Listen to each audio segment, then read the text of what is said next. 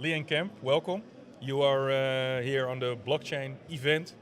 You got a very nice business case. You are busy with blockchain in the diamond industry? Very much so. We're solving real problems. Real problems. But what is the biggest problem now for the diamond industry? So we have a few challenges. Firstly, synthetic stones, which are gem quality standards, are peppering parts of the supply chain. Paper-based certification is still predominant across industry, so document tampering is a concern and a worry. The mid-tier of the market is suffering about a $5 billion shortfall in available supply chain finance. We've seen double financing of the pipeline because it's relatively easy just to finance an invoice twice between different banks, particularly if there's no way for them to have visibility. And of course, millennials, they're making different decisions about the types of things that they want to buy and how they want to celebrate love. Those are a lot of challenges. Let's focus on the blood diamond part, if I may. Sure. Because what I've heard is that every diamond is unique, and you can easily put connect it to blockchain. Is that true? So Everledger is focused at a material science level. We look forensically at the diamond. We extract the identity of that stone. So no dissimilar to the types of technologies we'd use to identify you. I only know you by your name. I could probably guess your height and your weight. If I had a camera, maybe I could have facial recognition to know your face. But the DNA of you, so whether it be a hair follicle or blood, that's sampled through different scientific methods. The similar principles we apply to diamonds. So yes, every diamond is unique, like every person on the planet is unique. And we've been able to crack the mystery in terms of how we apply science to that and then how we create that digital twin on the blockchain. So Everledger wants to create a digital stamp on every diamond. So that already has to start during mining or in the process of creating diamond? How do you see that?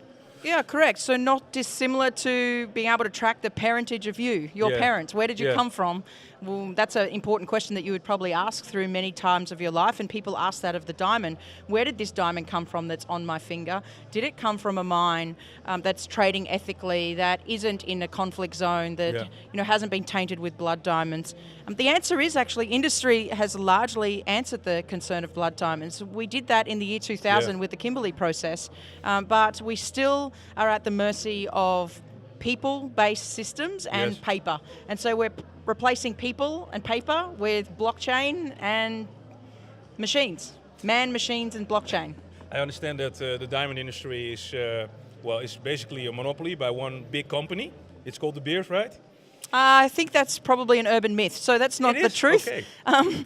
No, certainly not. So destroy the urban myth, please. Yeah, De Beers only hold about 40% of the market. So there's predominantly a very large player in the space that arguably is the same size, if not a little larger, which is Alrosa. That's based out of Russia. And then there are 10 predominant large mining companies, Lucara, Dominion, Rio Tinto, that operate in the balance of the 20%. So I certainly think it would have been true that De Beers was a monopoly 10 years ago, maybe 20 years ago, but not the case today. Is it difficult to collaborate the entire industry to create this Everledger system for every company?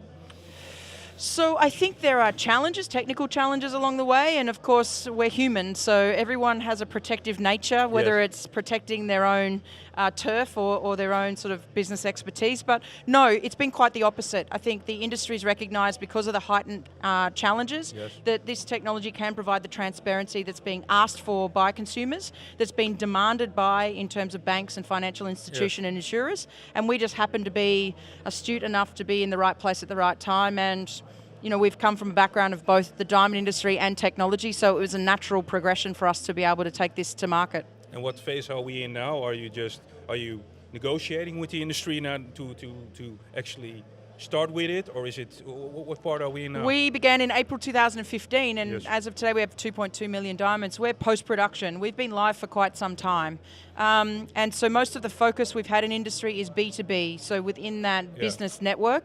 And now we're starting to introduce consumer-facing applications, which is what we released to market about 3 days ago. Yeah, so in the future, if you, for instance, look at this ring, you immediately, by any system, it's from this country, it's been sold over there, it came into the country over here. Is it going to be that exact? Yes, exactly right. So the diamond on my hand will have the story of the diamond in my hand. So what we released 3 days ago was a data matrix code that was engraved on the side of the stone or the girdle of the stone, and it would enable you through a device, an iOS device or an Android device, to be able to scan what we call a crypto anchor. So it anchors the physical device to the digital record on the blockchain for you to be able to not only see the provenance of that item, the history, the story, but also you could transfer the ownership of that diamond. Do you also know the value? Well, Maybe. only if you have the keys. Thank you. My pleasure, no Thanks a lot. problems. All right.